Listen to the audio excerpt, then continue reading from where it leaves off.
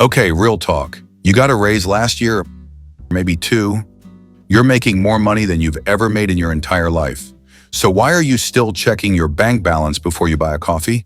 Whether that coffee costs 350 yen in Tokyo, 150 rupees in Mumbai, 3 pounds in London, 4 euros in Berlin, or 25 rands in Johannesburg.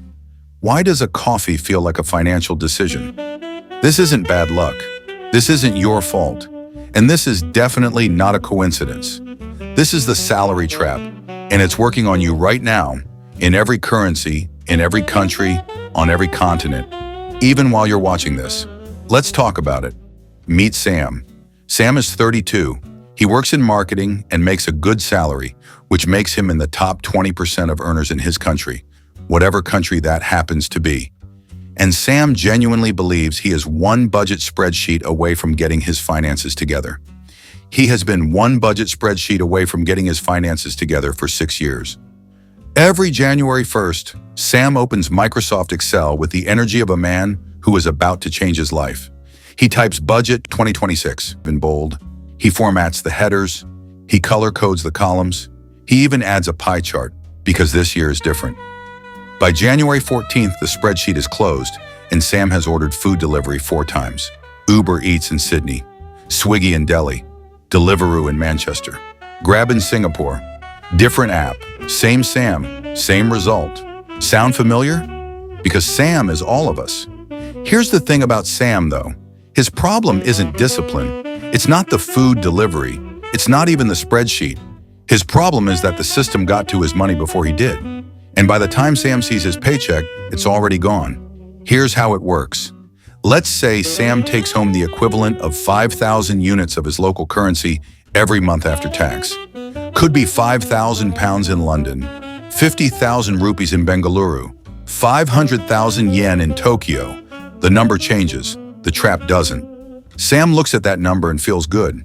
That's a real salary. That's progress. Then rent takes nearly half. It's gone before he touches it. Groceries cost another 8%. Don't forget transport. Whether it's a car payment in Houston, a monthly train pass in Osaka, costs another 10%. Phone, streaming subscriptions, that language app he opened twice, the cloud storage he forgot he upgraded, costs another 4%. Utilities, internet, the gym membership.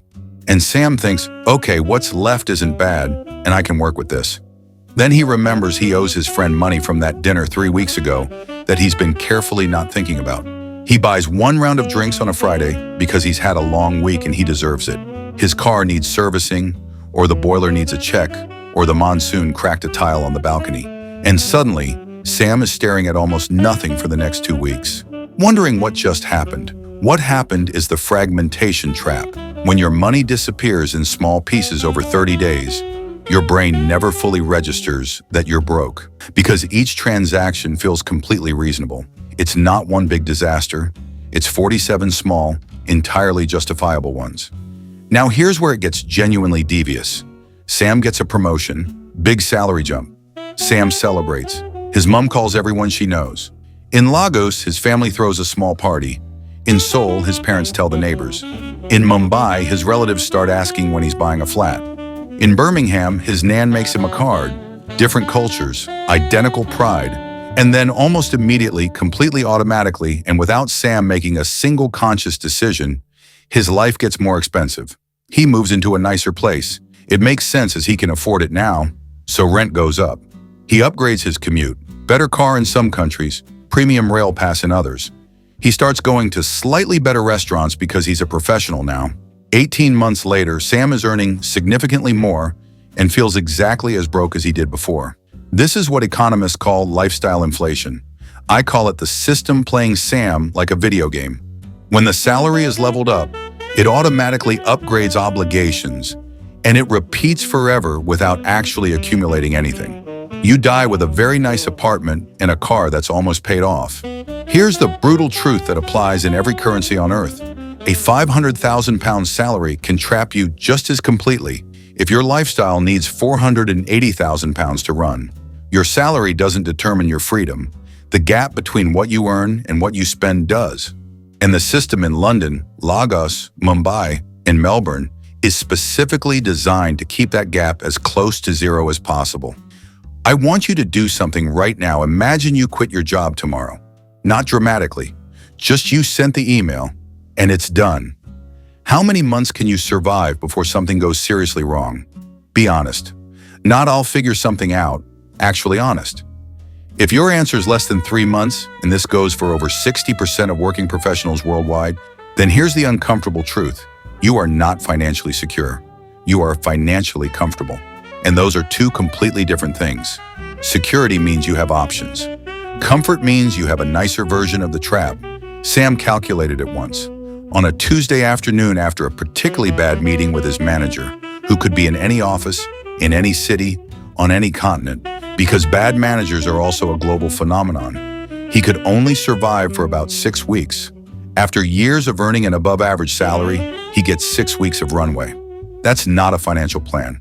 That's a very comfortable countdown clock. Okay, enough with the existential crisis. Let's fix it. And before you say, I already know this stuff, knowing it and doing it are two completely different things. Sam has known it for 6 years. Knowing isn't the problem. Step 1 is to stop treating income like wealth. A good salary is income. It disappears every month, whether you do something smart with it or not. Money sitting in investments is wealth. It stays and it grows. It works while you sleep. One is a river and the other is a lake. You want to build a lake, whether your lake is built in pounds, rupees, yen, euros, or rands. The principle is identical. Income flows through and wealth accumulates. Step 2 is to pay yourself first, before everything. Not what's left after rent, food, subscriptions, and that gym you don't go to. This works in every country.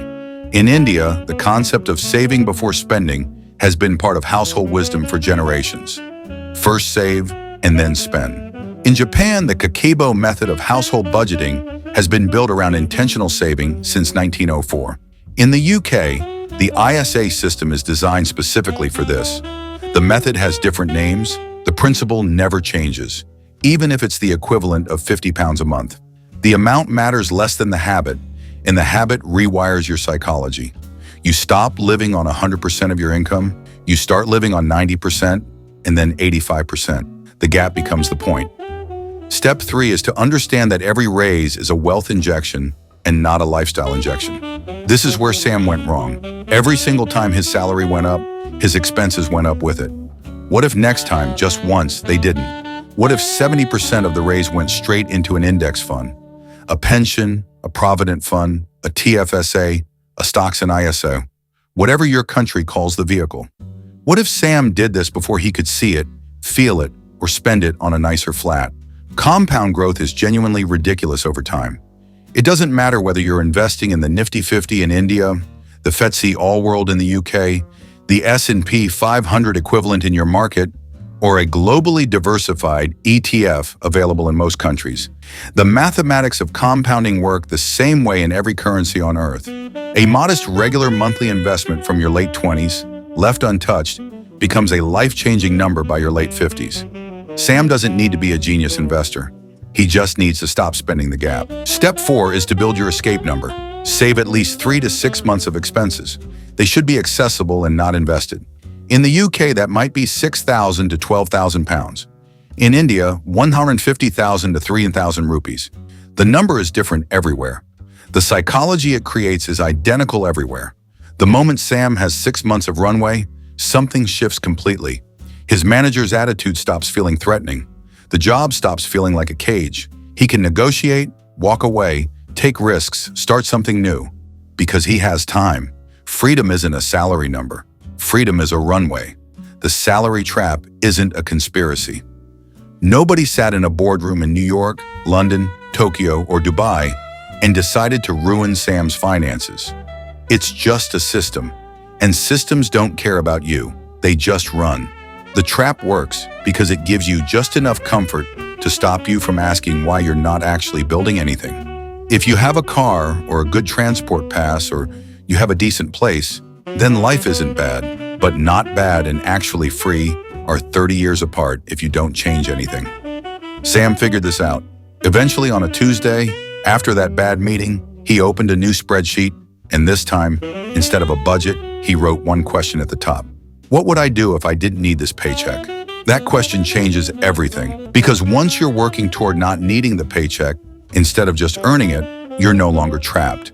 You're building the exit, and the exit looks different for everyone. In some countries, it's property.